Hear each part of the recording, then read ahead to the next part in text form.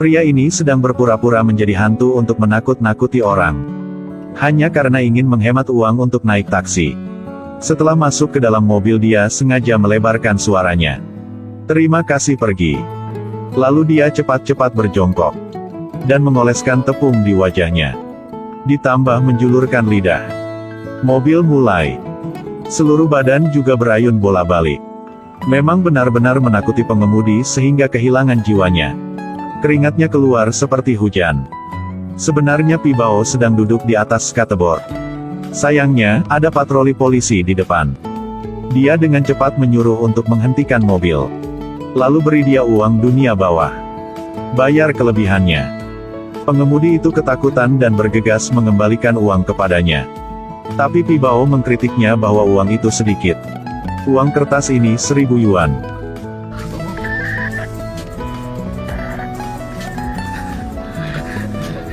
Terima kasih.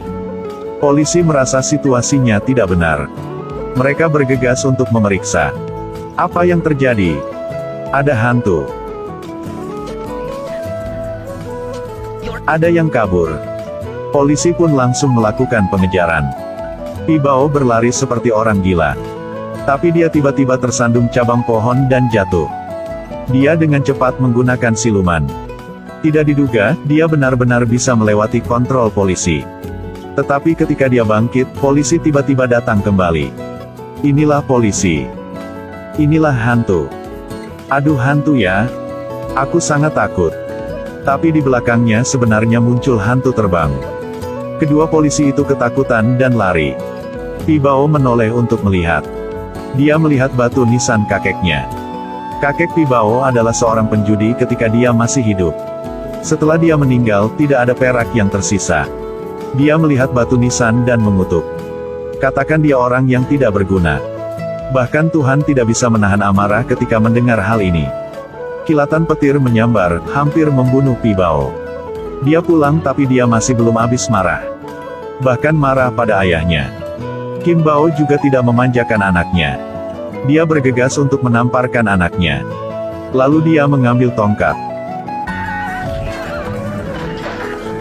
Kakek sekarang Epifani muncul. Kalahkan Kim Bao hanya dengan satu pukulan. Karena untuk melindungi cucunya, dia Epifani muncul. Ternyata tahun itu dia adalah kartu ilahi. Dia merampok orang kaya untuk diberikan kepada orang miskin. Tanpa diduga, dia dibunuh oleh orang di sebelahnya. Kali ini dia ingin kembali untuk membalas dendam. Tapi Pibao memandang kakeknya dan memiliki pemikiran yang berbeda. Karena dia juga seorang penjudi. Jadi dia ingin memanfaatkan kekuatan kakeknya. Untuk memberi dirinya kesempatan untuk mengubah hidupnya. Pria gendut ini karena ingin memenangkan uang. Maka membakar uang emas dunia bawah kepada kakeknya. Lalu juga ada rumah besar dan mobil. Bahkan juga membakar untuknya seorang istri. Pibao kemudian pergi ke kasino. Jiwa kakek benar-benar muncul. Mereka mendiskusikan cara untuk berkomunikasi. Menyentuh kaki kiri akan meletakkan besar. Menyentuh kaki kanan akan meletakkan kecil. Berkat bantuan kakeknya, Pibao menang sangat banyak. Dengan cepat mengumpulkan sejumlah besar uang. Kakek sekarang menyebutkan kisah pembalasan. Aku dapat membantumu terus memenangkan uang. Tetapi memiliki dendam ini, kamu harus membantuku balas.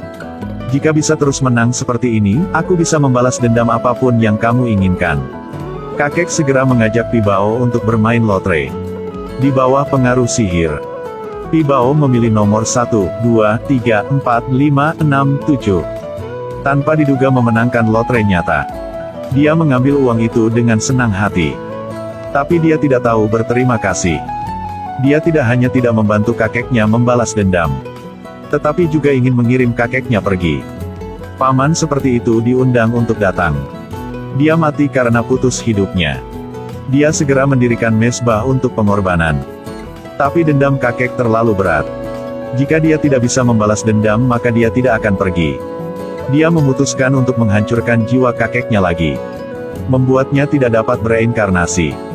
Pibao bergegas menghentikannya. Sekarang Anda sudah menyesalinya.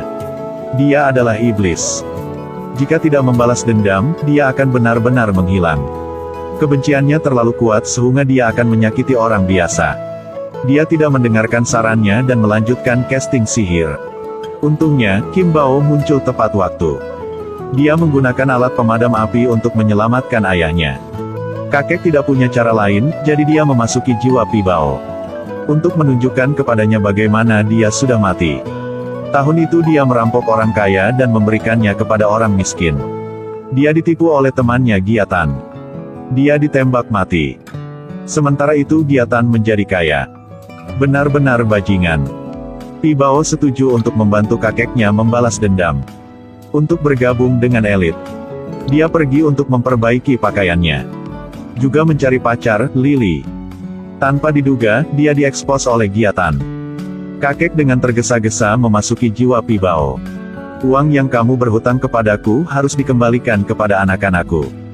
Jika berhutang darah, harus membayar dengan darah. Hantu ini benar-benar lancang. Biksu ini melambaikan tangannya. Segera memaksa jiwa kakek muncul. Selain itu, kita harus dengan panik memburunya. Ketika tidak ada kakek yang melindungi Pi Bao mulai merasa panik. Kedua belah pihak berkelahi di dalam ruangan. Lily tidak hanya cantik tetapi juga fleksibel. Untuk sementara tidak ditahan. Pi Bao sengsara sekarang. Dia dipukuli untuk sebuah pertandingan. Kakek sedang terburu-buru mencari bantuan anaknya. Kim Bao melihat putranya diganggu. Langsung marah. Tanpa diduga, dia adalah master sejati. Ayah, berhati-hati cucumu. Pengecut.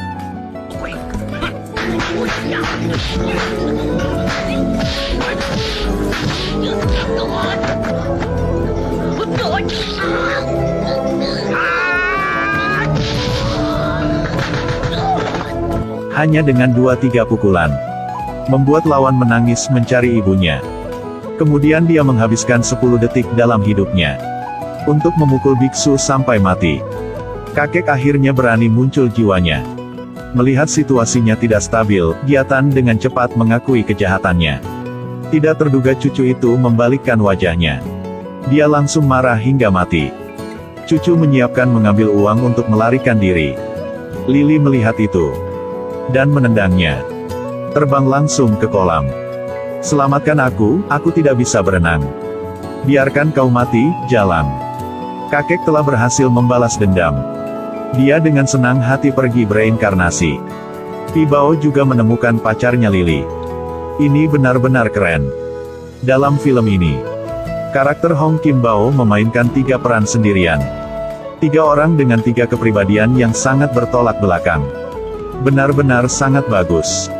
Apalagi Loi Tri dalam film. Juga di usia yang paling indah. Kecantikannya dengan tubuh ini. Saya tidak tahu berapa banyak hati yang telah patah karena dia. Pikirkan jika Anda bertemu dengan seorang wanita seperti Loi Tri. Berapa biaya yang Anda bisa akan keluarkan untuk menikahinya? A. Tidak menghabiskan uang. B. Setuju untuk memberinya semua warisanmu. C. Beri dia hatimu. D. Tidak suka perempuan.